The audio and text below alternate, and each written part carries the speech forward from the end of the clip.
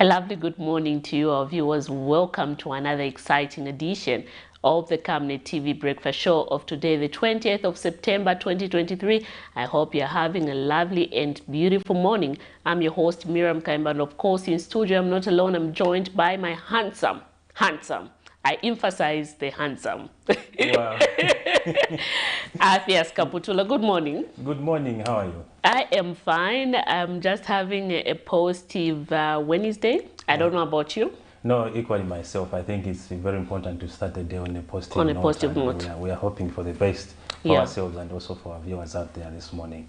Exactly. Anyway, today our program is quite fully packed. Later on in our studio, we'll be joined by someone from the Citizen First who's going to help us discuss various issues in the political sector, among them the status of opposition political parties in the country. Are they giving the credible checks and balance to the current administration? Well, you, our viewers, can take part in our conversation this morning by calling us so that you participate. This program is for you. But anyway, right about now, let's get direct into our health corner and just see what the doctors have for us this morning.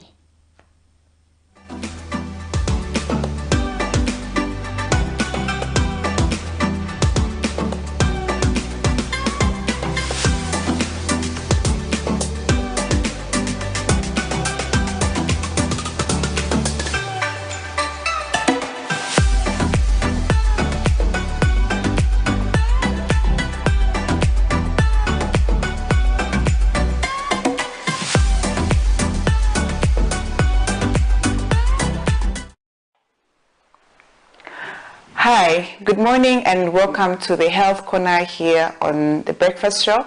I am Dr. Nakubiana Mfaya. This week we are talking about alcoholic liver disease, abbreviated as ALD. So we've been talking about, yesterday we talked about some of the signs and symptoms of ALD. We say that people with ALD can have symptoms of someone who has an infection, so they might have vomiting, nausea, fever, and sometimes they might also experience what we call hematemesis, where they are vomiting blood, and when the alcohol affects the nervous system, they might have these tremors or shaking movements in their hands, and they might even end up having seizures because of the alcohol that they're taking. So today we'll discuss how is alcoholic liver disease diagnosed in the hospital and how is it treated. So most of the times when somebody has alcoholic liver disease, they don't even know that they have alcoholic liver disease, so they will not even go to the hospital for checkup. But once they are found with the alcoholic liver disease, what the screens that are done in the hospital is that we need to check your liver function. How is your liver functioning? Most of the times the liver function is very high. You find the tests that are done on the liver, they are elevated. So you might have elevated bilirubin, which is the chemical that causes the yellowing of the eyes and also the skin sometimes. So there's elevated bilirubin, there's elevated enzymes of the liver. So the enzymes that are found in the liver are also very high because they are overworking and they have to do so much work to break down the alcohol. So the other tests that are done are tests that are supposed to screen other infections. So it's not only alcohol that can affect the liver, there are so many other infections that can affect the liver, but mostly it's the hepatitis viruses. So there are viruses called hepatitis A, B, C, D, and E that affect the liver. So these viruses can also present like alcoholic liver disease. So we need to screen to check if it's not any of these viruses that is causing this presentation. So the other thing that can be done is to check the size of the liver. Most of the times for people who are taking excess alcohol and have alcoholic liver disease, their liver tends to become bigger in size. So they might, because of the inflammation, the liver becomes bigger in size. And so on abdominal scan, which can be done in the hospital, it will show that the liver is mostly bigger than it usually is. So these are some of the tests that can be done to check for alcoholic liver disease in the hospital. But most of the times it's the diagnosis is made just upon getting the results for the liver function and just how the patient presents, because you'll be able to see some of the signs that somebody has alcoholic liver disease, and also with the history of alcohol intake. So if the patient gives history that they take alcohol and also in excessive amounts, then they are most likely having alcoholic liver disease. So for the treatment of alcoholic liver disease, so usually the treatment is that the patient has to stop taking alcohol or reduce on how much alcohol. But mostly we just advise people to stop, because it's very hard to reduce, especially if you have been taking it in excess, because you might say you'll be reducing, but alcohol is very addictive and you continue or go back to taking it in excess amounts again. So we usually encourage them to stop taking alcohol, and once you stop taking the alcohol, the liver itself will just regenerate. It will grow back, and it will do that over some months. So some months have to go by for it to be able to regenerate and come back to its normal working state again. So we encourage people to stop taking alcohol. The other thing is that we encourage them to eat a healthy diet. So for people who have alcoholic liver disease, they might have low levels of protein and low levels of other vitamins and nutrients. So we advise them to take a healthy diet that is rich in protein and other essential nutrients in the body. We can also supplement some of the nutrients, especially thiamine, which is vitamin B6. So this is the vitamin that is very important for our bodies, and for people who take alcohol, especially in excess alcohol amounts, their thiamine levels usually decrease, or they reduce in the body. So we tell them to take vitamin B, which will help to boost the thiamine levels, and also folic acid and so many other nutrients or supplements that can be given to people who have alcoholic liver disease. So they need to be given some supplements that can help to boost the liver to be able to function properly again. So apart from that, for people who have complications of alcoholic liver disease, they will have to be treated. Those complications have to be addressed and have to be treated. So depending on whether they are vomiting blood or they are swelling, their bodies are swelling, then it means that that complication has to be treated. So some medicines might be given to people who have swollen legs or a swollen abdomen that can help to reduce that swelling, to bring it back to normal. And if somebody is vomiting blood, there are some procedures that can be done to help to reduce that vomiting, or to stop the vomiting, basically. So those are some of the things that can be done in the hospital to help patients who have alcoholic liver disease. And then the most important thing is that they have to undergo counseling. People who take alcohol have to go through some counseling with a counselor, a psychiatrist most of the times, to help them to make better life choices. And they might be taking alcohol maybe because of something that has happened in their lives, and they're not able to express themselves, they don't have anyone to talk to, and so they resort to alcohol consumption. So they need to undergo some counseling for whatever that they might be going through that is really affecting them, and they are not able to share with others. They might be able to share with a counselor or a psychiatrist. So it's important that they take your relatives or the person that you are with that has alcoholic liver disease through the counseling process. Offer your support as family members, because sometimes you might they might start feeling like there's something wrong with them, and they might start feeling like they are maybe mad or something. But it's important that they understand that it's just a condition that needs them to get help, and counseling is one of those things that they need help with. So yeah, today we've been talking about the treatment and the diagnosis of alcoholic liver disease. We said some tests can be done in the hospital to check the liver function, and most of the times it's very high. And also we say that an scan can be done to check the size of the liver. And for the treatment, we said some medications can be given to supplement the liver and how it's functioning, to bring it to its normal function. But the major treatment is for the person to stop taking alcohol. So if you are one of those that are taking alcohol, and many people I know take alcohol, so if you are taking alcohol, start reducing on how much alcohol you are taking. And also we say that they would need counseling, so it's important that they get counseling from a counselor or a psychiatrist. So thank you for watching, and I'll see you again tomorrow.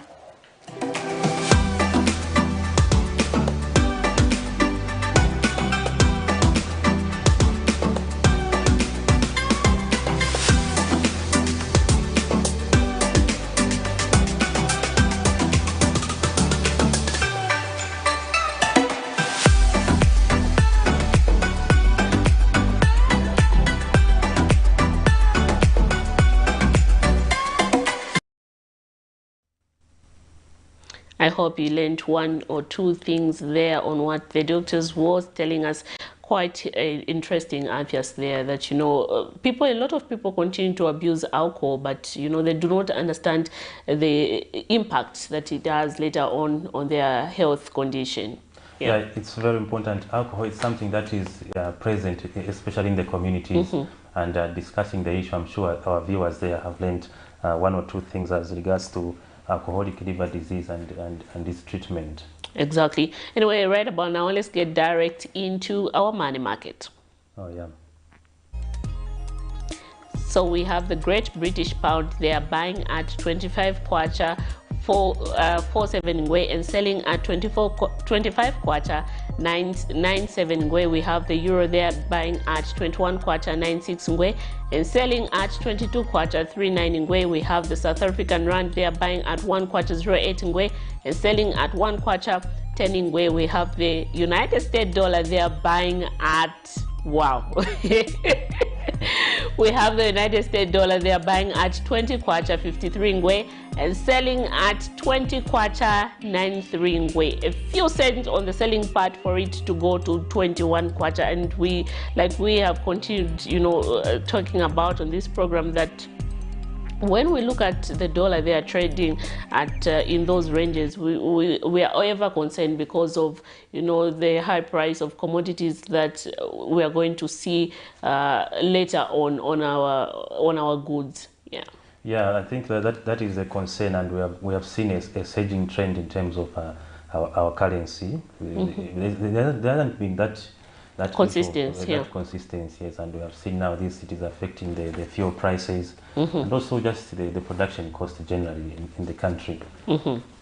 Exactly. Anyway, right about now, let's just get direct into zooming in some of the stories that made headlines in our news. And just a reminder to our viewers that we have now officially opened our phone lines. You, our viewers, can take part in our conversation this morning, where we are looking at various issues, among them the status of opposition political parties in the country. Do you think they are up to the task in order to ensure that they give the necessary credible checks and balance to the current administration as they run the affairs of this country? You, our viewers, can take part in our conversation this morning by calling us in case you're watching us in the comfort of your home, and those who are watching us direct on Facebook, please do drop us that message. We'll be able to read it. So to begin with, we did see on Monday, Athias, you are the one who covered the story where the United Party for National Development, through its Lusaka provincial chairperson, Mr. Obvious Mwaliteta, held a press briefing where he did hint that the life of the president was in danger, and also accused the opposition political parties, some opposition political parties, of working with foreign entities, to connive and eliminate the president. Just hint us on exactly what other things he said on that during that press briefing. All right. Basically, the press briefing was a reaction to the documentary which is making rounds. I'm sure we have seen that there has been a bit of a war of words between the ruling party in the country here in Zambia, the United Party for National Development, and the ZANU-PF. This follows the report which they have disputed, the Troika report, which the former Vice President of Zambia, Dr. Nebas Mumba, chaired in Zimbabwe in the past elections that they had. So from that, we have seen that seemingly the Zimbabwe, they're trying to, to paint themselves in good light after that election and that documentary, which also featured some opposing political parties. And Mr. Mwaitetha was basically reacting to that and also making allegations to say the life of the president is not safe, and also vowing to say the youths, they are going to protect the president who is not safe, as they did it when he was in the opposition. So it is just a continuation from what has been happening in terms of the altercations between the ZANU-PF and the United Party for National Development. Quite interesting. Anyway, yesterday also we did see that the Opposition Patriotic Front recent appointed Secretary General, Mr. Raphael Nakachinda, said yesterday that there was nothing illegal or wrong in giving an interview to a foreign media house. Anyway, let's get direct into playing those two stories. Please do remember that you can take part in our conversation this morning by dialing that number on your screen and calling us to give us what you think about these two stories that we are about to play. The war of words between Zambia's ruling party, the United Party for National Development, UPND, and Zimbabwe's ZANU-PF following Nebas Mumba's Troika SADC report on that country's elections seems to be cooling down. But not all is over, as the United Party for National Development in Lusaka province Monday, through chairperson Obvious Mwaitetha, accused named opposition political parties of colluding with foreign entities planning to harm President Hakainde Hichilema. This is in relation to a documentary allegedly produced by a Zimbabwean journalist accusing President Hakainde Hichilema of championing Western agenda in the region. Call upon the state security to investigate the issue where the opposition are accusing the president as one affecting regime changes in the SADC region. Countrymen, Zambia has nothing to do with the SADC report. In fact, if this oil is coming from the SADC report, Zambia, the president of this country, did not send anyone to Zimbabwe. It's the chairperson of SADC by the name of Hakainde Hichilema who sent a representative from SADC to go and monitor the elections in Zimbabwe.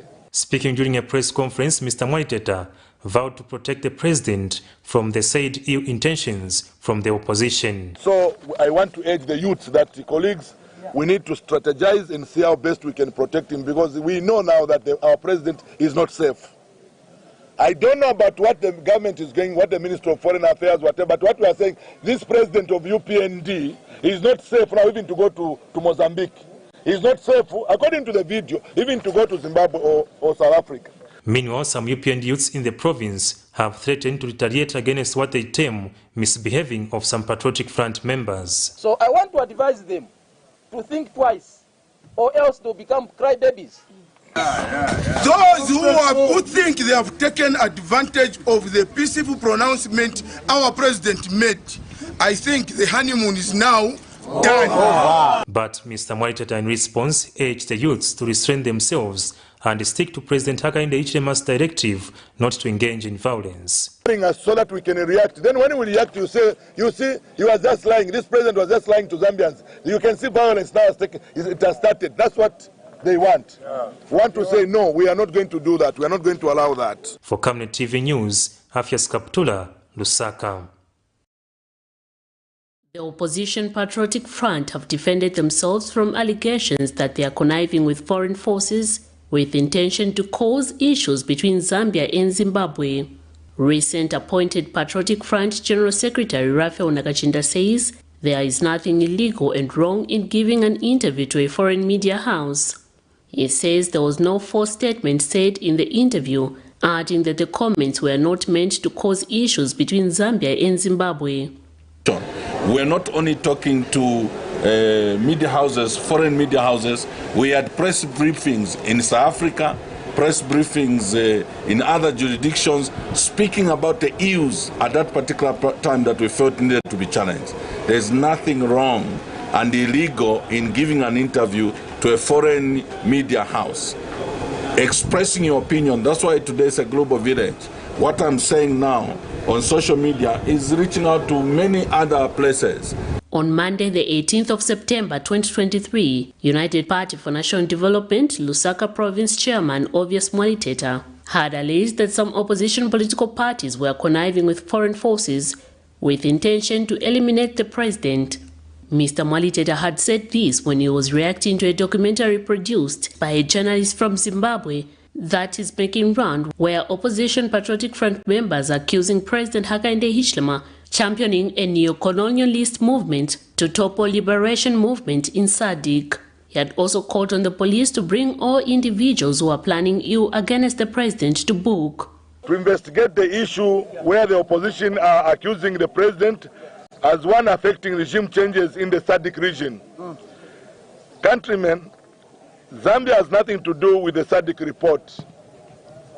In fact, if this oil is coming from the SADC report, Zambia, the president of this country, did not send anyone to Zimbabwe. It's the chairperson of SADC by the name of Hakainde Hichilema who sent a representative from SADC to go and monitor the elections in Zimbabwe. However, Mr. Nakachinda sympathized with Mr. Mwaliteta for expressing ignorance over the matter. But that also has been, justified by the fact that even during his inauguration, something unconventional was, expressed or done. That is to have opposition leaders who are part of that foundation attend the inauguration of Mr. Hakainde Hichilema. Maimani did, Chamisa did. And when we highlight those things, you can't now just wake up and say that's espionage or whatever offense they're talking about. We sympathize with people like Mwaliteta because of their level of ignorance. We sympathize with the likes of Matambo, who are basically just rumpens that are used to do things that actually go to injure the relationship that exists between Zambia and Zimbabwe. Miriam Kaimba, reporting for Camnet TV News. Quite interesting views there. Your thought on that? Wow, it is interesting. I think what is coming out is, I think it's basically just the exchange of words. I think there is no disagreeing to agree, perhaps living up to the term to say they are members of the opposition. I don't know. Yes. I think also the viewers can share their views on the two stories and the reaction by Mr. Nakachinda. Exactly. And, talking about the opposition political parties, we should also, don't you think this is high time that they should focus on resolving their internal wrangles and, ensuring that they put their house in order before they start, giving checks and balance to the current administration? We understand that this is one of the opposition political parties that we have in the country. Looking at the results that they got from our past election, which is the 2021 general elections, but with these internal wrangles that they are currently facing, and then now we also saw was it the day before yesterday where one of the presidential hopeful candidate, who is also material area member of parliament, Mr. Mao Sampa, saying that he has instructed his lawyers to ensure that, they take legal actions against Mr. Given Luwinda Raphael Nakachinda for making the appointment, because he claims that the appointment of Mr. Nakachinda's Secretary General for the party is illegal. And we understand that these are the people who are supposed to have their general convention by the 28th of October. Now we are told that they have no plans of, holding it further. Yeah, I think that is very important, but also the argument is, it's a biased argument. Those who are making these changes in the Patriotic Front, they are saying they are doing these things based on the Constitution, and also some of the people in the Patriotic Front, they are saying those decisions are unconstitutional. But what is very important is what you have mentioned, is that the convention is going to answer all these questions, and that is how the Patriotic Front, as a major opposition political party, I think it is going to provide viable checks and balances to the government. And like currently, because seemingly there's also opposition within the party, while they are trying to be the opposition in the country, I think for that one, they are going to have it is going to be a challenge for them.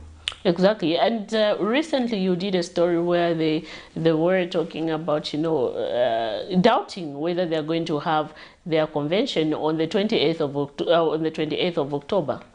Yes, I think that's what came out from that press briefing that they had, or maybe let me say the press conference they had, is that there is no exact date when they are going to have their press conference, and that is what has agitated. We can say that is what has agitated Mao Samba, who also has some plans of becoming a Patriotic Front president.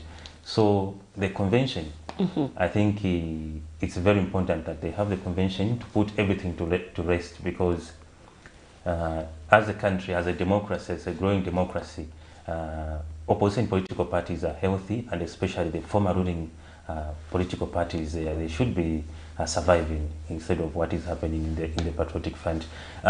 They had some excuses, very interesting, but anyway, it's up to the members of the public yes. to make judgment, because they were saying no, the other date where they were supposed to have the constitutional review conference, because they said before they go to the main convention, they were supposed to review the constitution. So they said it coincided with Umutomboko and those issues. Again, the 28th of October, when they are supposed to have the convention, it is coinciding with the anniversary to remember the founding father of the party, who is the late president, the 5th Republican president, Chufya Michael Sata. So you'd see that there are these excuses they are having. If they are excuses or they are facts, it's up to them. But we had a discussion on this issue with one of the prominent political analysts, Dr. Alex Ngoma. He urged the political party, or rather, it's not Dr. Alex Ngoma, it is the historian from the University of Zambia who commented on the issue, where he urged the political party to ensure that they go to the convention. And I think the convention is necessary for them. It's necessary, yes. Because last time we did have a talk with a political scientist who observed that in an event that the main opposition political party fails to hold its convention this year on the 28th of October, it is likely to go into oblivion. So these are the fears. And then again, the concern is that we need the former ruling party to ensure that, you know, they continue providing this necessary checks and balance to the current administration. Yes, I think when you look at the history in the country, it is living up to the trend that when a former ruling party, they leave power, they don't come back, they go into oblivion. But should that continue, I think as we need to have ideologies. Yes. Because in this country, there is the politics of the belly. I think where people don't have ideologies, when they lose power, they all diffuse into these other political parties. That should not be the case. So I feel the Patriotic Front, they have an opportunity. They have an opportunity to change that, to become a former opposing political party. That should continue to exist. Yeah, and exactly. And you know, they did tell us when they lost power that, you know, they're now on the rebranding process, but we are yet to see that. Yeah, we are yet to see the rebranding. We are yet to see the rebranding. We don't know if the word is being understood. Exactly. Even the word is not rebranding. So they are the ones to tell us the way they understand exactly. the word rebranding. Yeah, so we just wait and see how the issue is going to unfold. Because on the telesays, we have to remember that the political parties, they are governed by the constitution of Zambia. Besides having those internal constitutions, at some point, they are going to be answerable to the constitution of Zambia in terms of having elections to elect the leaders, and they must be careful that they are not caught up in that situation. So it's very important that they resolve their issues, follow their constitution, so that they follow the constitution of Zambia.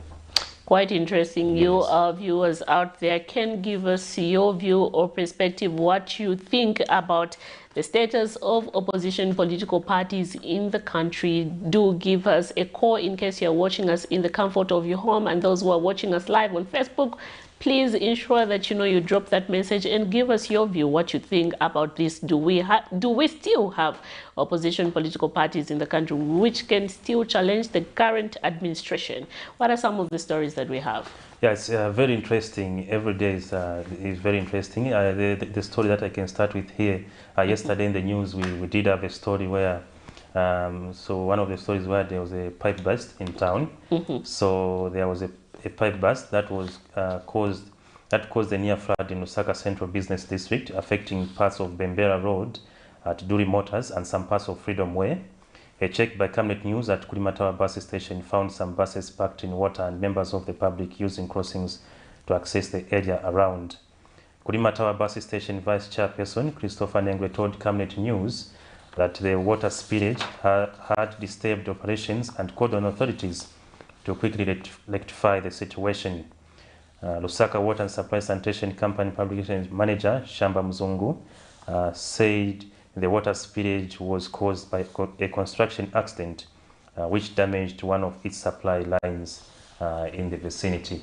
And so we had visited this area, and we found that it was flooded. It was a near rain season. It was a damming of what happened. You know, someone was telling me, I slept, I didn't know that it was raining at Kolimata. Oh yeah, people were saying no, it was raining. There was no jokes flying around. But what we can learn from this is that we are just maybe a month or 2 months, just a month, before the rain season, and what it exposed is the lack of drainage system. There is still no works yet on the drainage system, especially in the central business district and that part, because Kulimatawa area is flooded, usually flooded, and that pipe burst, it caused a flood. Even today, but they have worked on the situation, but when you go there, you still find a bit of flood. I had an opportunity to check the area. So I think that it is posing a challenge in terms of the drainages. Yeah, and you know, it's quite sad that every time we keep on repeating the same thing, stories of the same nature. No, my drainages, my drainages. Yes. I think this is the high time that, we should get to move away from certain things. You know, we have known that, okay, what is causing this? It's lack of drainages. What do we have to do? Okay, so I think we need to plan ahead. But the problem that I've seen that we have is that we want to plan there and there. Yeah. I'll tell you an example of the floods that we did witness in Kamala South. We had a lot of people moving from one place to another because of floods. But right now, if you go in the area, how much work is being done? But anyway, let's get this call before we jump into the story. Hello, good morning. Hello, good morning. You are through to the Camnet TV Breakfast Show. Who are we talking to this morning? Yeah, we are talking to Mr. from Chingola. It's good to know that Chingola is watching us this morning. Please go ahead with your contribution, sir. Yeah, my contribution is I'm in support of the patriotic trying to be serious with what they are doing. These confusions are not showing the country. Yes, because we need the opposition to move checks and balances. Now, when they start fighting like that, and there's no direction as to when they are going to have a position, it's killing people to lose hope in them. Okay? I was watching a woman on Prime TV, where he indicated that they can have the position even at the end of 2026. They were saying maybe January or February of 2026. Now, what's that? It means there will be no convention here. Now, what are they saying to the rest of Mount and other aspects? And then coming to Camnet, I read his article. Most of the time, he's justifying the Republican president. He's not offering any solutions to what the country is going through. In Zambia, it's like at the moment, there's no opposition, no directive. Look at his performance in by-election. I don't think the councillor, I don't think so. So in Zambia, the opposition must be very serious. Actually, we are worried as a country. We need a strong opposition to offer checks and balances. But now, what I'm saying, the trend is they're just fighting one inch, every day one inch. What's that now? Thank you so much. Thank you so much for your contribution. Quite interesting views there. Yeah, very interesting. I think what is coming out is the issue of having constructive opposition where you are discussing issues. I think we have seen what is coming out is George Ise. Yes. Of stuff. And you're not looking at the real issues on the ground. Yes. So we are supposed to be discussing inflation, we discuss the cost of living, and we look at practical. But most of the times we have seen is insults. Yeah, insults. And even between the opposition themselves, we have seen that they are also focusing on other issues, apart from the issues that can build the nation, which is not healthy for the democracy of the country. Yeah. Anyway, let's get direct into playing that story where there was floods. I can say floods in Kulimata. Yeah, floods. I think we were before the caller. Exactly. We were discussing the floods. I think also what is also affecting our cities, what we must answer, what the planners must answer is balancing the issue of drainages and also garbage. You say garbage collection because the garbage it collects in the drainages. It is also a contributor. I think engineering must answer, because engineering is about solving problems. I think we cannot say no. Because there is indiscriminate trading, which is street vending, which is now at least this government is addressing. That being at least it is though not completely ended. It is being addressed. The engineers must come in with better designs of our drainages and also how they are going to maneuver between waste and also maintaining the drainages. Even in the compound, that is a challenge. Yeah. Waste have management seen and very the big drainages, challenge. they are interrelated because the waste, it collects in the drainages. Yes. I have seen that even in some parts of Chawama compound. I've seen that, or John Howard, you'll find that people just dump their garbage anyhow. You'll find them in the drainage, and most of the time you'll find areas they do not have drainage. And these are the same stories. 2 months from now we'll be hearing, no, kulibama drainage kuno, bome yanganinepo. But what are we doing? And those we have the constituency development fund. What are the councillors doing? You know, do they plan to do this? You know, to make a plan and say, okay, we are going to, you know, target this particular ward for a start, you know, construct the drainages and stuff like that, and ensure that come rain season, we do not face the same challenge. You will understand that the disaster management, though it is there to do its mandate, but, you know, it spends a lot of huge resources when it comes to issues of floods. And, you know, we can use that resource to be channeled to other things.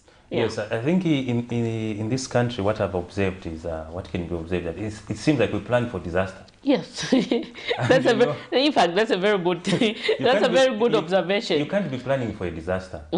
The garbage collection and the issue of drainages, it must involve the beneficiaries, which is the community. You engage the community on how they are going to be, because what is contributing also to waste collection challenges is mindset. So you have to, there should be a community-based initiatives on managing waste and also putting up of drainages. There should be consensus. You can go around in the communities. The Ministry of Local Government and Rural Development, they have warned against constructions on drainages, but you see this, it's still going on. There is a mushrooming of shops in these compounds, and some of them, they are still making their own caveats on these drainages. They are disturbing the flow of water, and you see, so there should be a community approach on how we're going to address this issue, because every year, like us journalists, we are aware that flood stories. We are going in the communities to cover these stories. I think we must progress as a country. Yeah, indeed. Exactly. Anyway, let's get direct into playing the story. We'll be right back. A massive water spillage has caused what can be termed an artificial flood along Bembera Road and parts of Freedom Way in Lusaka's Central Business District. In a seeming rain season scenario, the water here is coming from a pipe burst which occurred during construction works that are ongoing near Afe along Lumumba Road. A check by Camnet News found members of the public using crossing points to have access to the areas around, as well as some buses at Kulima Tower bus station were packed in water. Kulima Tower bus station vice chairperson Christopher Nengule expressed worry at the situation, stating that it has affected business. Pipe ya boka so manzi ya manje yangara force kwamba bwera kuno kose ukwazura kwa ntima pakama mamotoka era ufutina abantu mwene bamajumbira kucha bazuka nsi kucha kwavuta kucha waita wapapa kuseni kweze manzi noti masovera waita kupapiwa abantu so stizwa bevichitika so ini sign futi ya manzi munga time ya rain season uno tina problem so stizwa aba water and storage company kapani makanso. When reached for a comment, Lusaka Water Supply and Sanitation Company Public Relations Manager Shamba Muzungu attributed the spillage to a construction accident. Just an ordinary, it's just an accident. So it's an accident, and you expect this in operations, from time to time. You may have an emergency shutdown, you may have an accident, you may have scheduled shutdowns for repair works. So I think what is important to understand is that in operations, technical operations, this is not strange. You will have accidents sometimes. At broadcast time Tuesday afternoon, the constructor was seen trying to resolve the problem. For Camnet News, Afias Kaptula, Lusaka. Hello, thank you very much for still staying with us. Welcome back. This is Camnet TV Breakfast, and right there we're just zooming the stories. That story is basically on the flood that was experienced yesterday in the Central Business District. And towards the end of the story, we did hear that Lusaka Water and Supply Sanitation Company Publications Manager Shamba Muzungu was giving a clarification to say that was just an accident. It needs continued works in terms of expanding the network in the city. Mm-hmm. We go into the next story. And this story is about a woman of Luwingu in Northern Province who was abandoned by her husband. So a 29-year-old woman of Kuta village in Luwingu district has been abandoned by her husband after her 5-year-old daughter was diagnosed with brain cancer. Judith Nsofu explains that she was abandoned with 2 children by her husband after discovering that her daughter, who was 6 months old then, had developed brain cancer.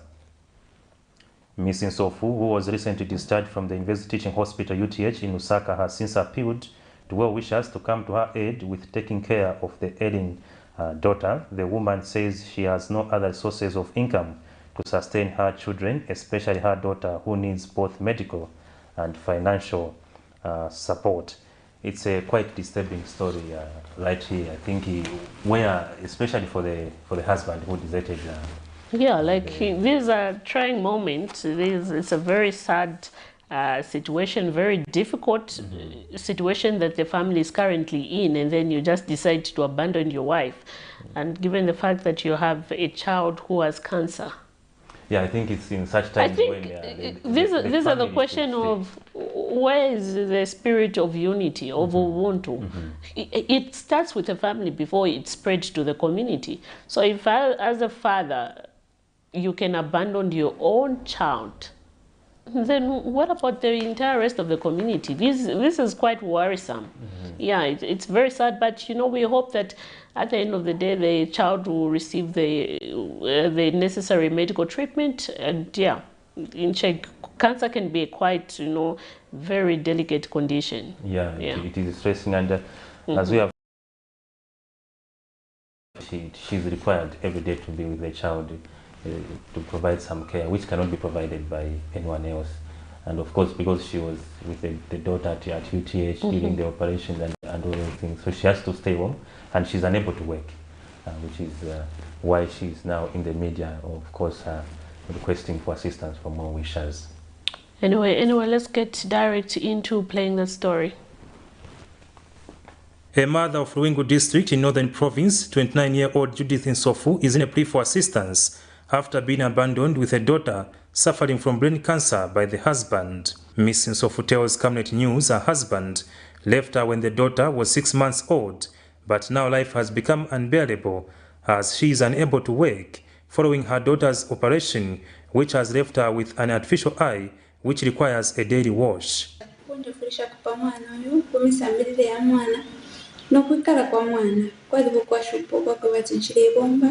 chikwete fintu fyakavati ndingakwanisha pamwana kurefa ikwemiti alendo mwana iringirine rimwe warwalere hospital kona ile vanje vilatina kwata mwana kansa ya kulinso futi kansa yalifikana kupeni. Miss Nsofu, who was recently discharged from the University Teaching Hospital UTH, adds that her daughter's illness has culminated into a partial stroke, which requires money urgently to seek further medical attention.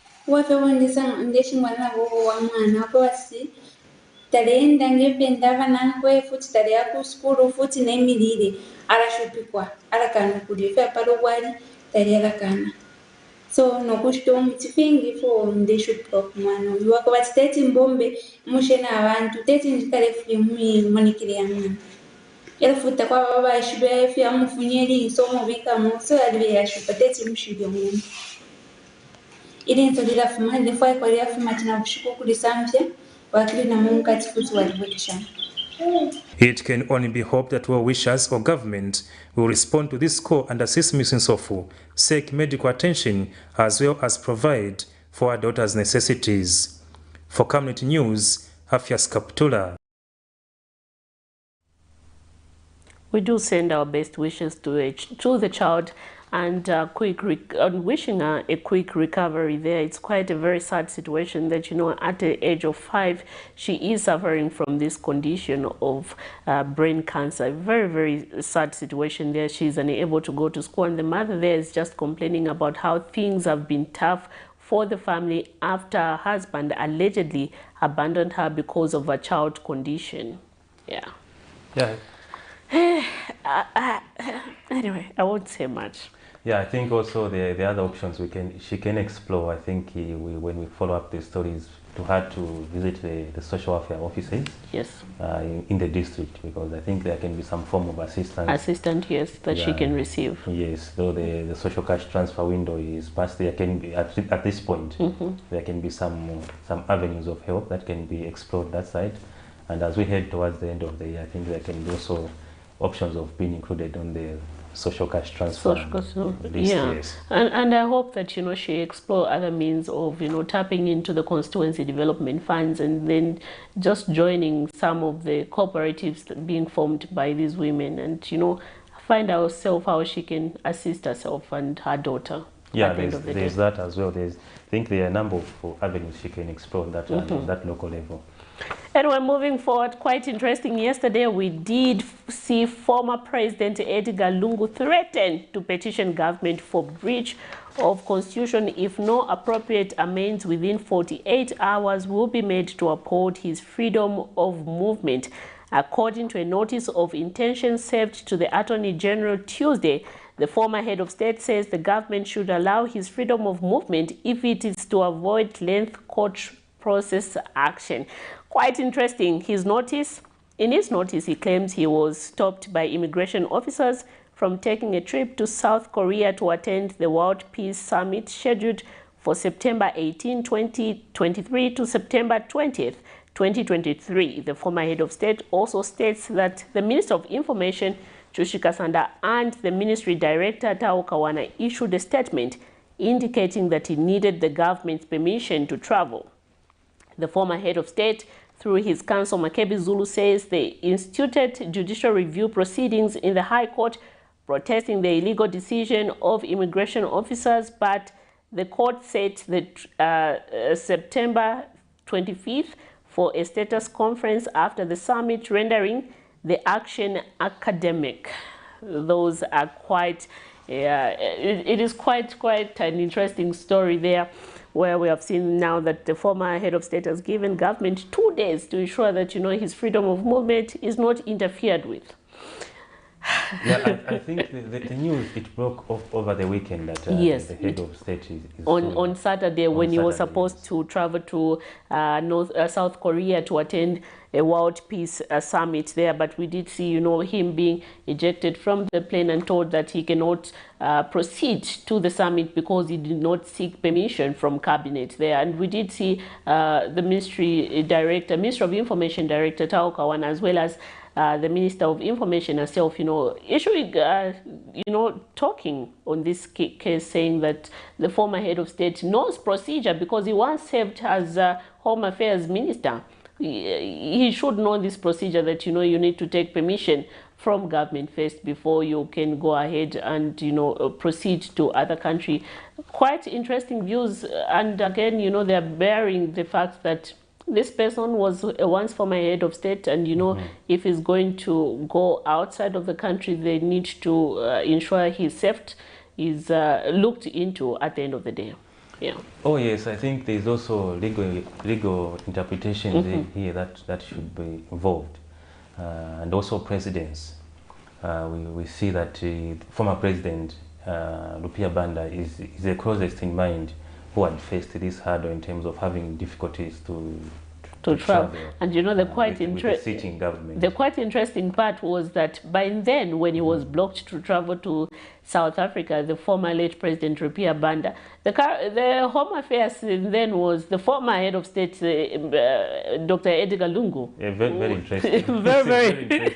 It is. It's a very interesting situation. And what we have seen in this case is that the former head of state is now threatening to sue.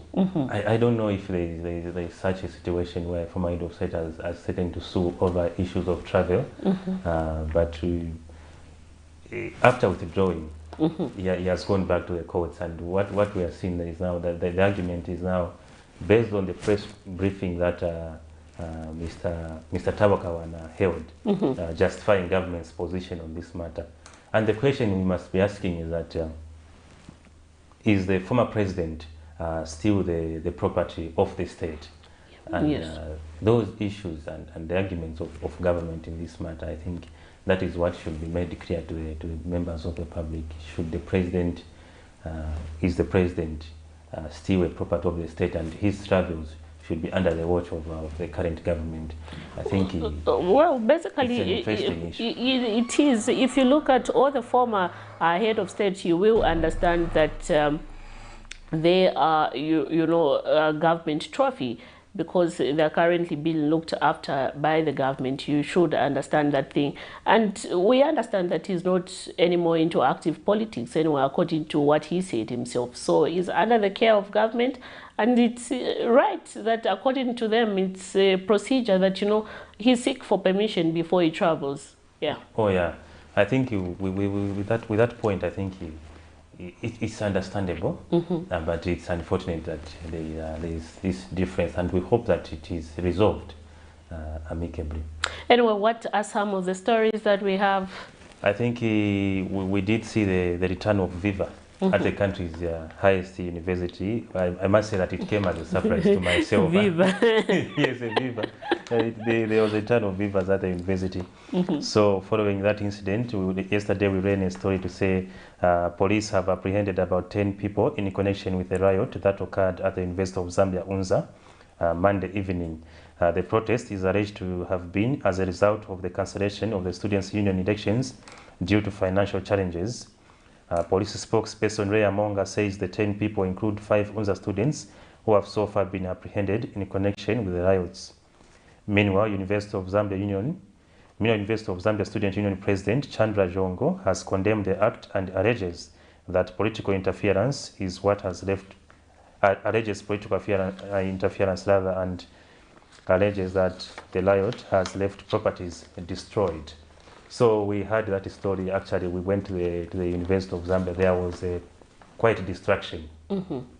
The university tuck shop was ransacked like no man's business. It was non-operational, and I'm sure the you know, pictures are people there will usually take advantage of such situation. When there's a riot, people would go and, you know, scamp things away, get millimil, especially now that millimil is costly. You know, people take. I did see a clip. I did see a clip of 2 guys. I don't know if they were students or what. No, the other one was carrying a bag of millimil. Again, the other one and running.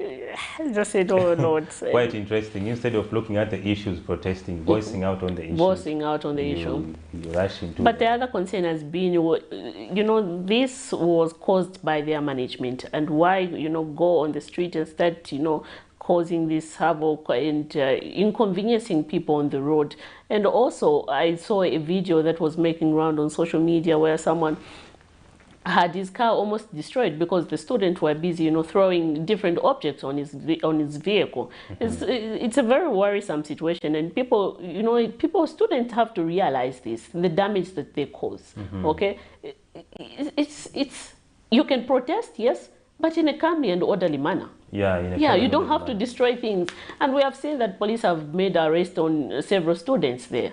Yeah, quite interesting. Now, if you see the arrests that have been made here, there are some individuals that there is doubt if at all they are students. And we wait to hear from the police what these individuals were doing at the institution. I'm sure investigations are going to reveal. Of course, there is no justification for violence, and also especially public properties where you are venting your anger outside the institution. But what is notable in this riot is that there was sheer destruction in terms of some properties that are perceived to be managed by the University of Zambia Students' Union, and also some properties that are managed by the Dean of Students. So it was just not a good sight. Anyway, we're glad that the police were on the ground to ensure that order is restored once again. And, those who were found in causing those commotions are brought to book at the end of the day. It should serve a lesson to some. Yeah, it should serve a lesson, and as well the university management did respond in the issue of cancellation of elections. Their response was that elections were not cancelled, instead they were deferred to a later date because of the financial issues. So I think what should also be brought to question, what communication was made. Yes. To the students, yes, in terms of cancellation of elections. As you are aware, elections anywhere, at any level, they are quite a stick subject, but that does not justify the response of the students. It was better to engage management and get explanations, including from the union, which they didn't want. Quite interesting. Anyway, let's get direct into playing the story as we get to Asha, our first guest this morning.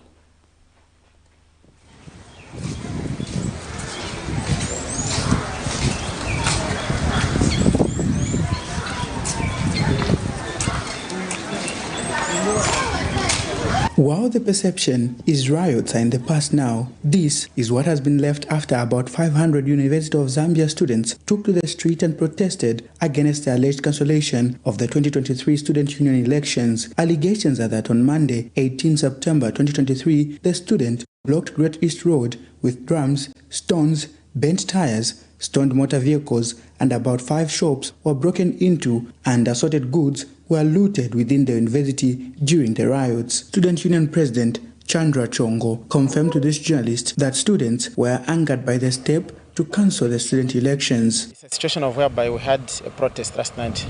So students decided to do a protest which escalated into having a riot. The cause of that was due to the cancellation of the election by the Onzaso Electoral Commission, which they announced yesterday. So that reason is what agitated the student to think of conducting such a protest, which ended up escalating into a riot. What made the Electoral Commission to cancel the elections were funds. As Onzaso, we do not have enough funds to fund or maybe to progress with the activities of holding elections. The student representative also discloses that there is also political interference at the helm of the cancellation of the student elections. Political interference in our elections, and I've been mentioning about this for some time. And some political players who are serving at national level have been interfering in our union matters, and they have been inciting as much as they can, and they have been in the forefront of engaging the aspiring so that they can fund them, which is a bad thing for the continuation of the union. Meanwhile, police have arrested about 10 people in connection with the riot last night. Police spokesperson Ray Hamonga says the 10 include 5 UNZA students in different academic years ranging from year 1 to year 3. Mr. Hamonga says police officers have been deployed around the campus and are monitoring the situation while investigation into the matter are ongoing. The more than 500 students rioted over the cancellation of the 2023 University of Zambia Students' Union elections due to financial challenges. The students blocked Greatest Road with drums, stones, bent tires, and started stoning motor vehicles. During the riot, 5 shops were broken into and assorted groceries whose value is yet to be established were looted within the university campus. One female student identified as Twambo Jinyama A22, who is a first-year student studying psychology, sustained bruises on her right hand and general body pains. Quick action by police prevented the situation from escalating. The students then retreated back into the campus. Police have been deployed around the campus and are monitoring the situation, and investigation into the matter are still ongoing. By broadcast time, the university management was in a Senate meeting, but students were mute on the issue as calm had been restored. Nelson Zulu for Camnet News, Lusaka.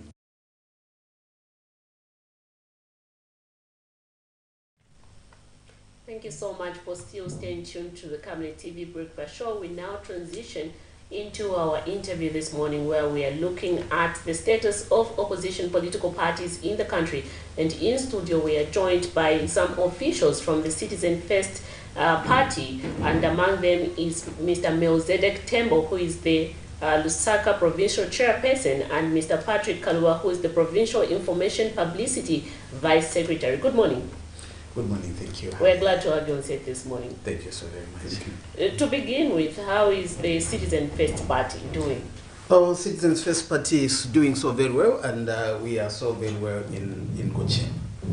Yes, we have developed here and there, we have put all the structures that are supposed to be put in place in Lusaka and across Lusaka to all the 10 provinces that we have.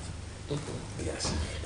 Coming to our topic this morning, we have seen that various stakeholders have questioned the credibility of the current opposition political parties that we have in the country at the moment. As Citizen First, you are among the opposition political parties that we have in the country. Do you think we still have parties that can still offer the necessary checks and balance to the current administration?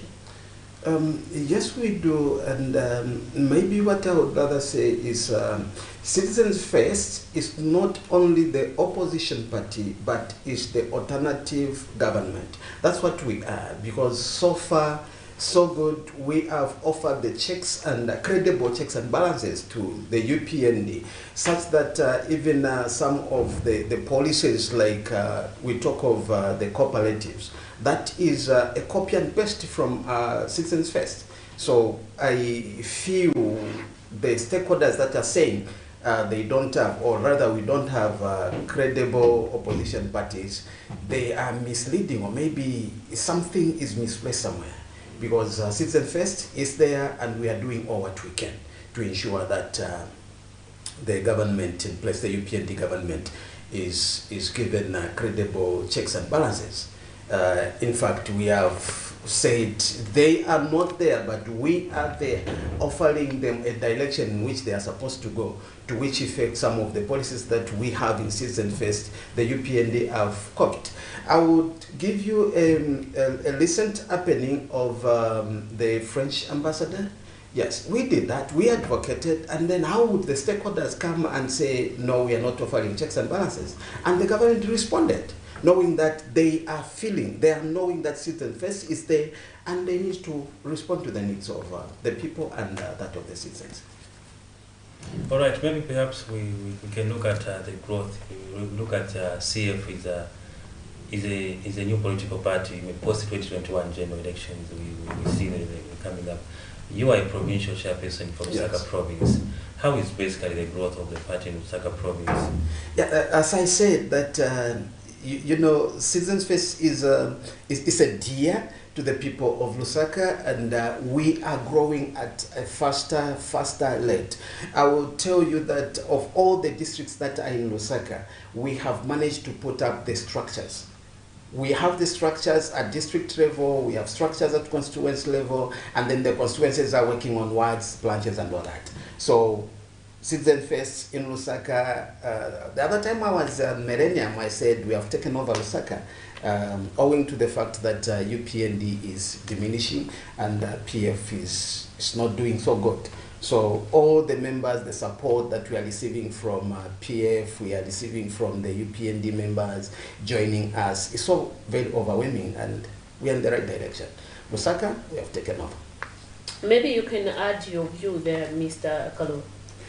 Yeah, I think, Madam, on the issue of credibility, I think CF is more credible, and it's an alternative party that should actually offer the right leadership. Credibility also in terms of what we believe in as a party, that CF, when given chance and time to form government, we are prioritizing the primary industries, okay? And under this, the primary industries that we are considering, such industries like agriculture, production, we want to promote that. And not only that, we also want to look at the industrialization. Okay, currently Zambia, actually we are having a challenge in terms of industrialization. Look at how now the issue of mining is being handled. It's something that should also be, should also be recognized. So in terms of credibility, CF, I think under the leadership of Mr. Harikara, is the only actually credible leader that understands what, how and what it is the primary industry should provide for Zambia.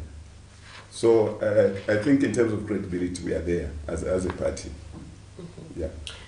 Mr. Tembo, you did Yes. you did earlier on in your preamble, you mentioned that you're taking over Lusaka, but don't you think that is way beyond of your confidence that you're giving yourself as a party, given the fact that you're just newly formed on the street, and we have this biggest opposition political party, which is the Patriotic Front? I cannot speak from without.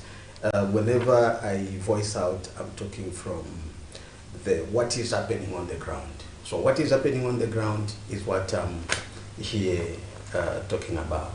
And it's not about self-confidence, but it's the confidence that the people that are at the grassroots have given me.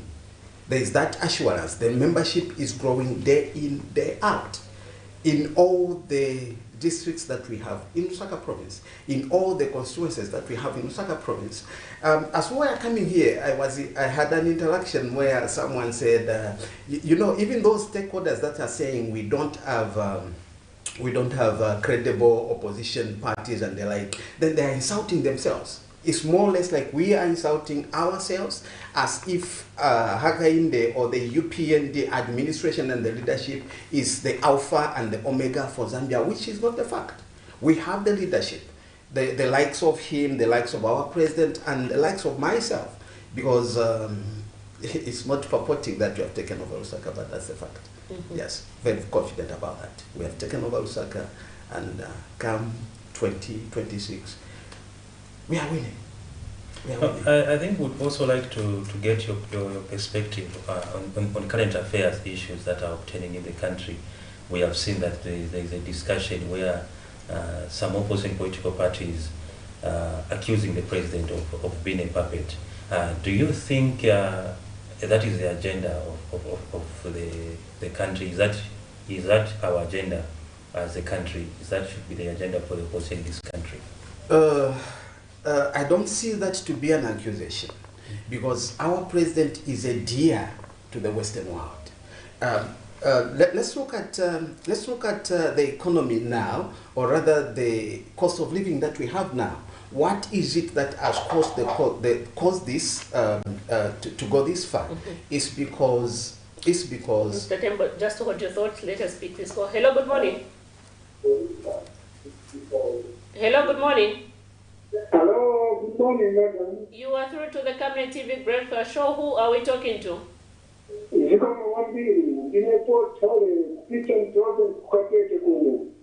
Tabwe not person contribution here no. Yeah, we talking in around the now Tembo. Incorporation money, the interested money to accompany CF many citizens first. Chikuspan John made an national which is an answer to Pamuno, but similar to the and I'm going to and then there's a no Kumana. When that came to the job in a packet in a basket that was transported, because one and now, you know, the two now need to research part challenge. So I step on my point is to many I have the large to that tumor. That tumor is I must attend and cover the initial of the story, all of the letters to what I end up in the place, even before the so I can go with the church farm, kitchen finale for the cafe, cafe around the Madame in the children in the port forum. The recall this one and the country take to protect giving us a goal. Here, the American industrialization, is something that in my case, in South Africa, that's what it was. No, many members of the World Series. The chief of the physics that is a from straightforward, so much to put in the video that is in China. You wear the other one city. Then a local Tanzania, then a wrong industry, then the companies like the Honda, the Disney, and a shipping story. Then some financial making children and living stuff. Not that was the issue. Come I also have companies believe in the people never know the cooperatives, the field projects, even on the ground, the pandemic the citizens safety. I'm very interested in that's the nice thing. I'm not getting to this. Okay, Ziko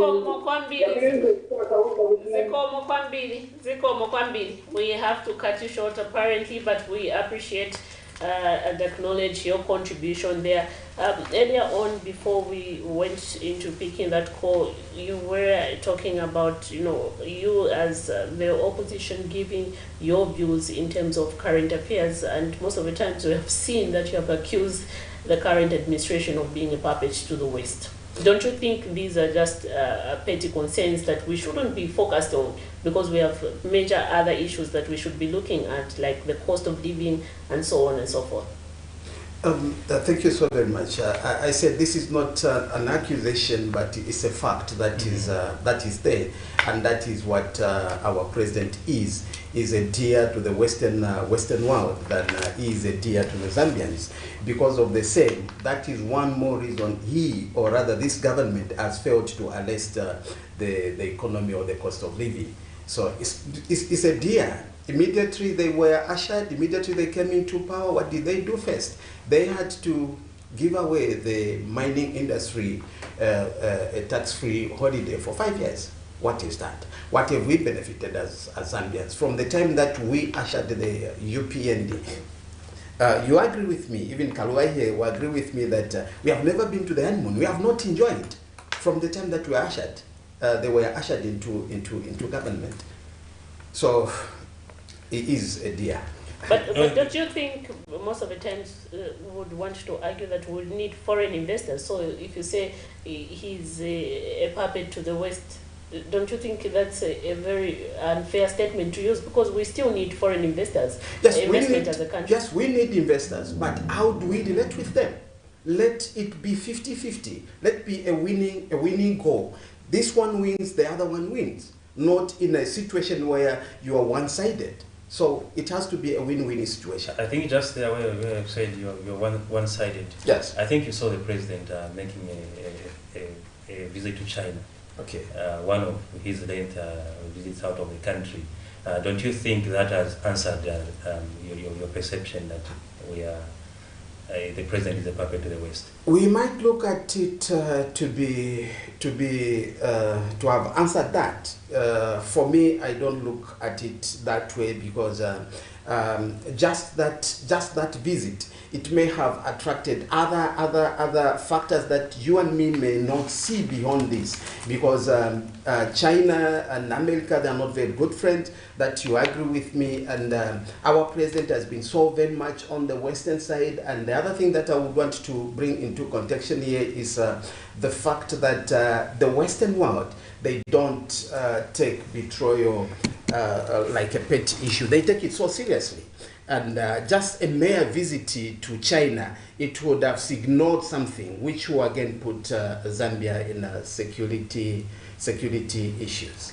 Don't you think, as the opposition currently, if people say we do not have strong opposition political parties that can give current checks and balance to the current administration, they might be right in some way? Because we did see the opposition, you know, giving out different statements on the need for the president to go to China. And now that he has gone to China, the statement is different. Thank you. That he has gone to China, and then we are giving a statement, a different statement. But what are the outcomes? He went to China. What did he score? What did he score as he is back? What has he scored? And the cry that we have been crying for him to go to China was to go and negotiate on the debt. Probably cancellation would have been better. What if he did this in the first place? He would have been prioritized. But he was not even prioritized when he went to China. He had to visit these other cities, and then he met the president almost at the conclusion of his tour. And the debt cancellation was not there. Or rather, the negotiation about the debts was not even there. So what is the essence of going to China if he has not achieved that which we are currently? Mr. Karuba, maybe can you add your voice on this issue in terms of Zambia's stance in the international system? Yeah, I think our position and why we are, I think, is still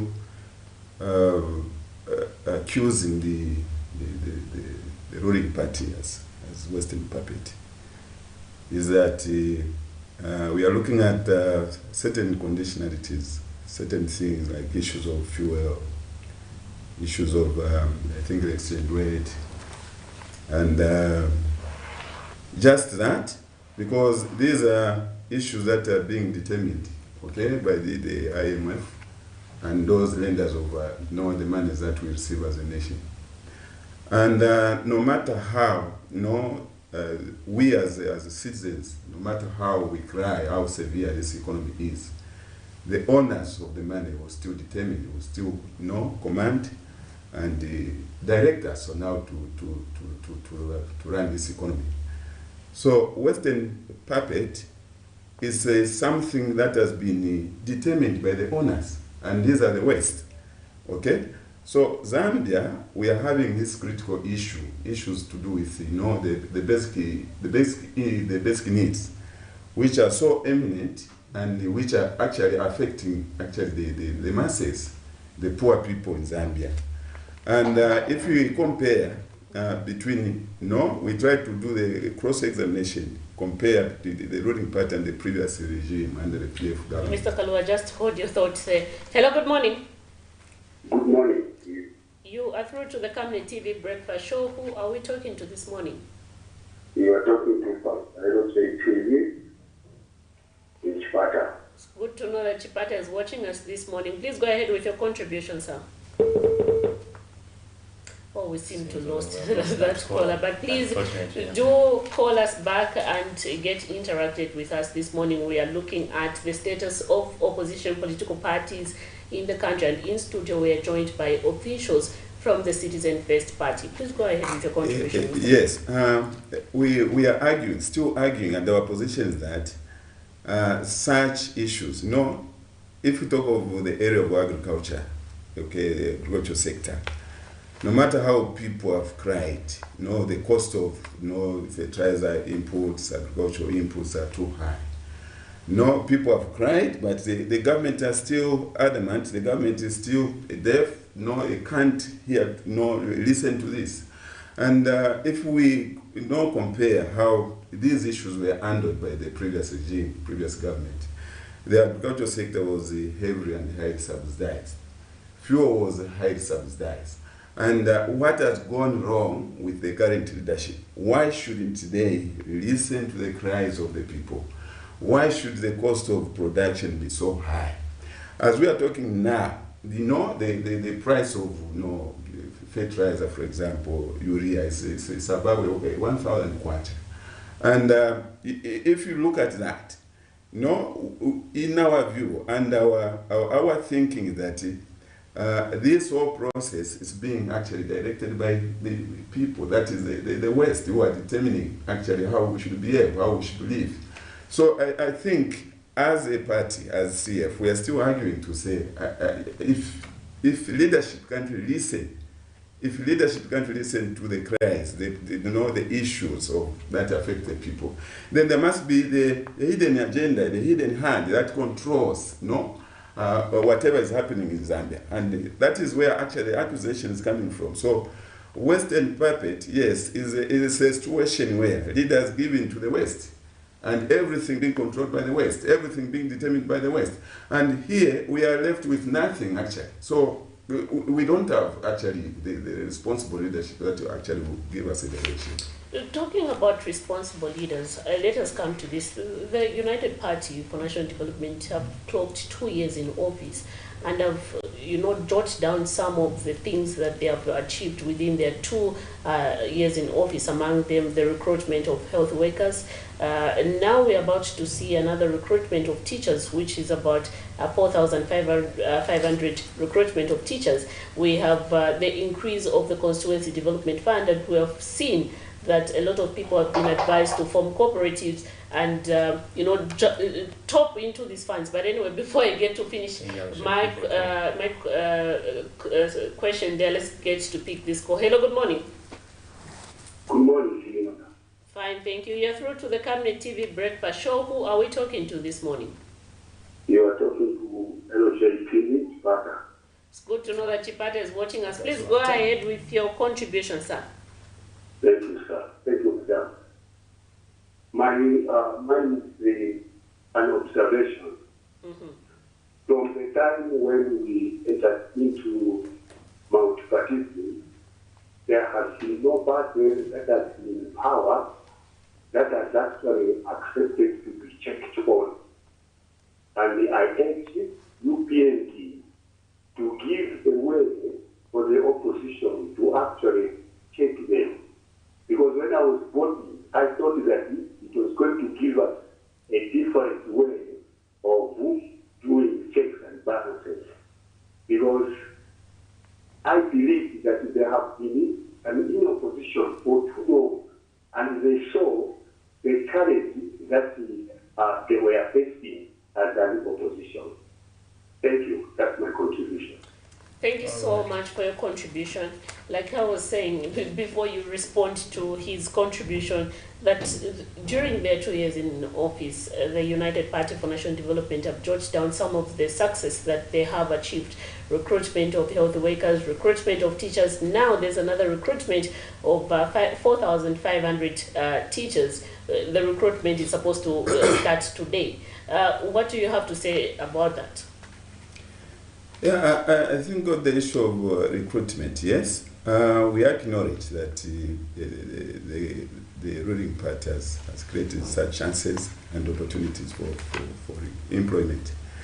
But to only actually believe that when that whole process is actualized. Yes, the teachers were recruited, and we thank God that the teachers are recruited. But we are looking at, I think, the issue of how to maintain, how to manage, all these recruited staff.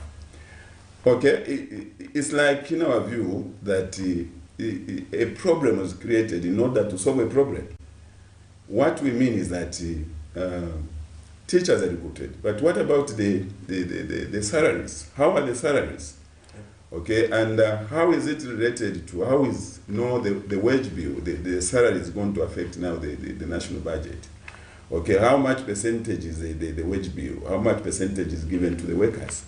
So if we go on to recruit with another number of civil servants, So our question is, our challenge to the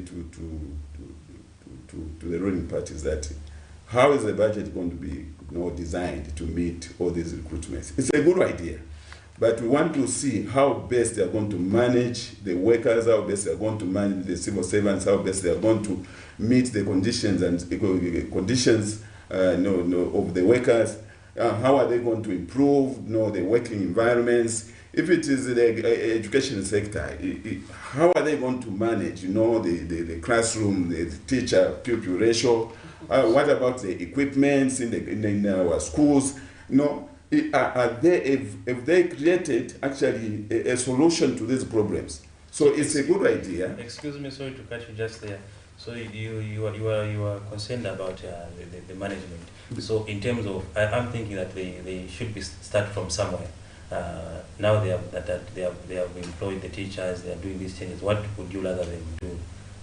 Now that they have done all these things. Yeah, in our view, I think the best approach is that yes, they have created a problem, and the problem is before recruitment is done, there must be first it could have done an assessment whether the equipment, the infrastructure that we have is accommodative enough to meet or to accommodate all the teachers. Now, how they should do it, the way forward, I think in our view is that they should work on the infrastructure development in terms of schools. Mm-hmm. They should build more schools, because in our compounds where we're coming from, you get shocked. There's free education, but still the learner, the children are still covering along distances to reach the schools. In Lusaka, for instance, in Lusaka West, we don't have schools, government schools around. So the learners are crossing, covering distances to go to Matero and the other compounds there where government schools are being found. So what we are saying is that the government should actually speed up the issue of infrastructure development in terms of building schools and also equipment for schools, and see how best they can actually make the conditions better for the teachers. All right, I think Mr. Tembo, I think maybe I just wanted to have something on this. On the recruitment of teachers, well and good, they have done good. They have increased the number of teachers, again, from the 30,000 that they had employed, but have they improved their standard? Like in terms of salaries, are the salaries improved? If the salaries are improved or not improved vis-a-vis the cost of living, so it's not money. Why have they employed? Why have they chosen to employ again when they were supposed to work on the salaries, or rather on the salaries of this they already employed, so that it can meet the standard of the high cost of living? And when the UPND government, or rather the UPND party was campaigning, they did not talk about recruiting. They talked about creation. So if they created the jobs, they said they will create. They have not. I have not seen any creation, because the recruitment of teachers is the already existing thing. The recruitment of police, the defense, and whatever we may mention now, it's already in existence. What new have they created for the youths? Those that have not been to school, those that are not educated. What have they done even to the wheelbarrow pusher? But we are saying, as citizens first, when we are ushered in, it's so disheartening to see somebody lifting on a wheelbarrow 50 kg bags of maize up to whatever number, when we have a responsible government. All the government was supposed to do is to empower that particular wheelbarrow pusher, maybe with a 3-wheel tic-tac, how do you call them? Yes, you empower them with such, so that even the issue of wheelbarrows all over town as the CBD is worked on. That is what we are going to do as citizens first. Once we are ushered in, we will do that. We empower the wheelbarrow pushers. We are also going to work on the marketeers. The president has spoken so many times about how we are going to empower them. So the same way we are empowering the marketeers, we are going to empower the wheelbarrow pushers. We are also going to empower, how do we call them? These people that pick the wastes, we empower them with those 3 wheels motors so that it can be smart. But the we have to UPND do have it done in the this same. manner. They have empowered marketeers with marketeers booster loans. We have seen the Constituency Development Fund Yes. increased and youths taught to form cooperatives. Isn't that a form of empowerment? And job creation. And job creation. Away from the formal sector. I think on that one, madam, if you look at the whole issue of CDF and the modalities of accessing CDF, I think it's not so clear. It is something which is, characterized with a lot of, issues. Okay? Now, CDF is a good idea, but how many people are accessing CDF? Okay?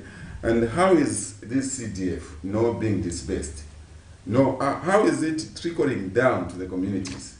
If you go to the communities in the constituencies today, you get shocked. Okay? For example, there are constituencies where communities don't even know whether CDF is there. So CDF is a very good approach as a way of empowering the citizens. But again, if you talk about empowerment, can we call giving a person a 500 kwacha an empowerment? Okay? In our view, empowerment should actually have an impact in terms of boosting the small businesses of the Zambians. Now, if you look at the money that is being distributed, the 500 kwachas, the 1,000 kwachas, and looking at the cost of doing business in Zambia, it's just too high. It's a mockery to people. So our argument is that empowerment should be at least, when a person is empowered with some funds, this money should be enough. They should be put into consideration some of the costs of doing business. So a 1,000 kwacha is mockery to us. So let a government boost that. Let a government revamp that. Let a government actually put up enough money, enough empowerment funds so that the people there can have enough capital as compared to what is happening now, because the cost of doing business is just too high. So a 1,000 kwacha, a 500 kwacha, I think in our view, as Citizen First Party, it's a mockery to people. So we demand that this should be worked on, and empowerment should be increased in terms of empowering the marketeers. All right. And to add a voice on that one, CDF, we really need to understand what this CDF is. Before you go, hello, good morning. Hello, good morning. You are through to the Camnet TV breakfast show. Who are we talking to this morning? Thank you. Once more, I talk there again. I come back to you. Please go ahead with your contribution. Yes. As I said, I'm from Patete. Again. Okay, please. Pitirizani na contribution yanu. Recruitment, yama teachers, recruitment, yama headquarters, then national. This is 3 things. We don't see them working well. Because recruitment is not employment. If you recruit somebody, it's just better than you have employed somebody. You have not recruited. There are people who are recruited less time than recruited. But they are still in the program. This is clear. Secondly, this CDF is the sum of the day. Every day, CDF. But since it was increased, there was nothing to do with the real education.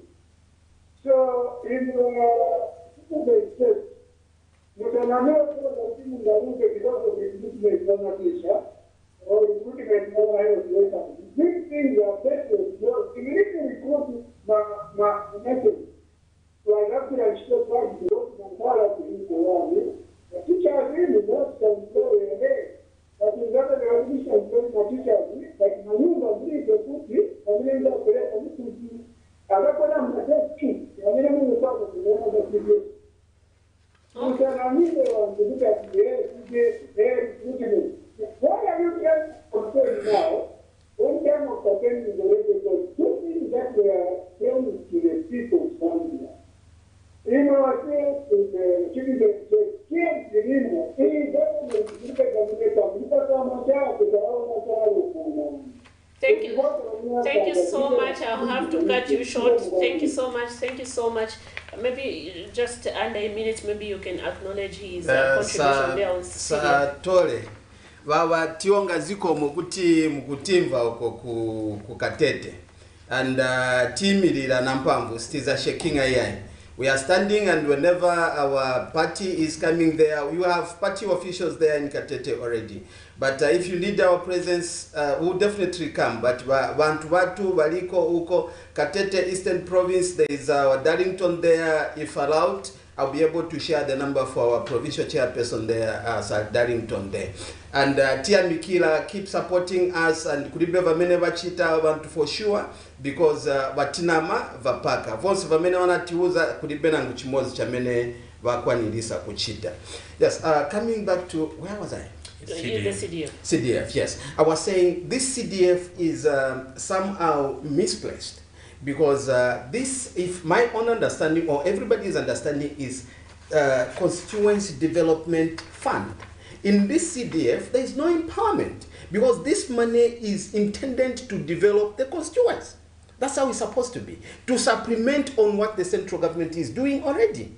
But now we have gotten CDF, is the talk of the day. Wherever we go, CDF has been increased. Wherever we go, CDF has been done what? What have they done? To me, they have not done a single thing. Because they have gotten the money that was supposed to go for education sector, they put it in CDF. They have gotten the money that was supposed to be for health, they put it in CDF. They get the money that was intended to go to CEC, they put it in CDF. If this were to be looked at, what is the work of the Citizens Empowerment Commission? What is it doing? It has been robbed of what it's supposed to be doing. The Ministry of Small Businesses and SMEs, what is it doing? So that CDF is a scam. I was listening to a debate in Parliament where Muni Zulu was saying, we have only received 6 million of the 25 plus. So that is a scam to me, because it is not a reality. It's not a reality. It's not there on the ground. As Kaluba here had said, that they give them 3,000, they give them 10,000, and then at the end of the day, what? I was in the Copper Belt. The past 2 weeks, and I experienced that, where a cooperative was given money. And then instead of that money being channeled to the intended application that they had made, they opted to do something else. And others again came in and said, no, since you have said we do this, we are not going to do this. The best thing that we do is let's share this money. All right, I think just there, I'll have to hold your thought just there as you are explaining. Let me just help expand the discussion. I want to get your view on your decentralization. You are saying that they have lobbed money from other sectors of the economy.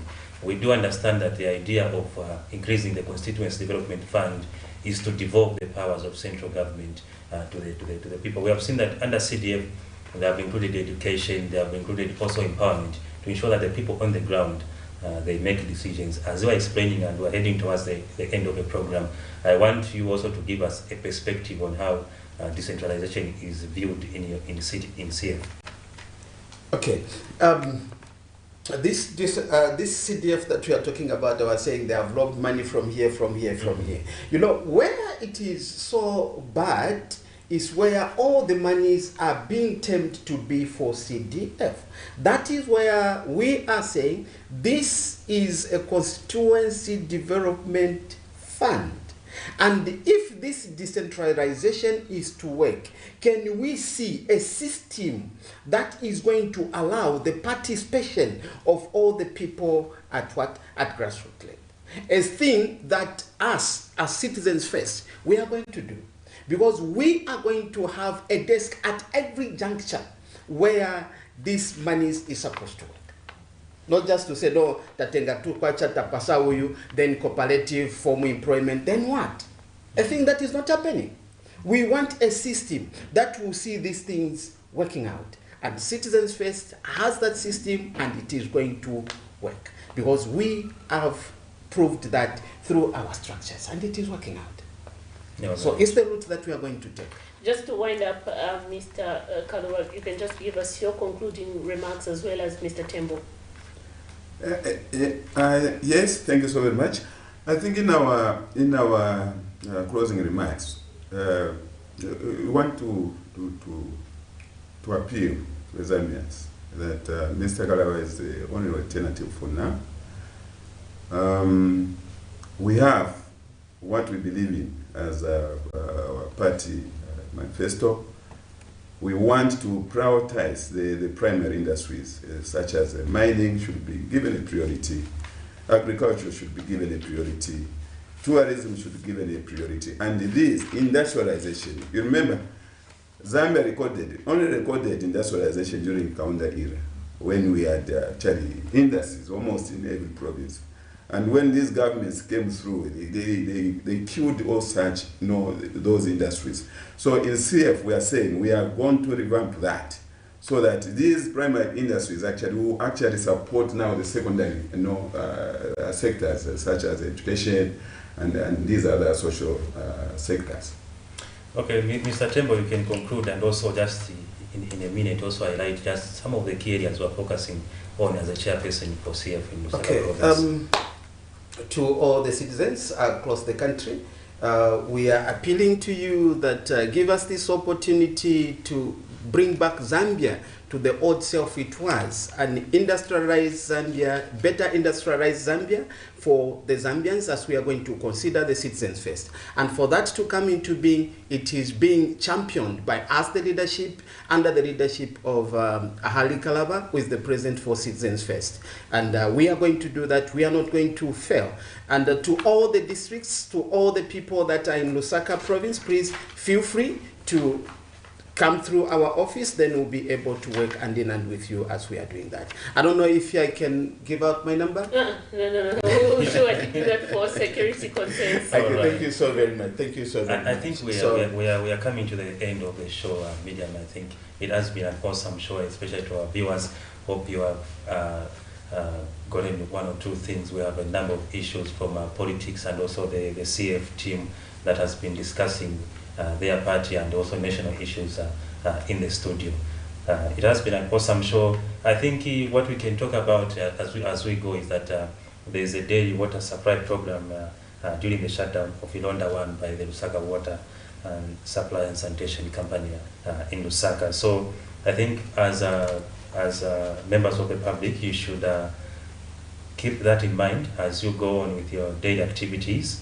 That there is this program where there is reduced water supply, which is between 4 and 6 hours. Also master the schedules for your areas. Maybe I can just see, there are a number of areas here, but I can just mention maybe Livala Zone, the Livala, Kawata, Kamwara, Bama Residential, and parts of Chilenje South. Water is going to be supplied from 6 hours to 16 hours. Then there's Kwari area, which is covers Kamwara South, Mrs. Jondeng, and Cook, 6 hours to 16 hours. So on a daily basis on the breakfast show, we are going to be giving you a breakdown of some of these areas, and also our stories are going to be also covering some of these issues. Be on the lookout.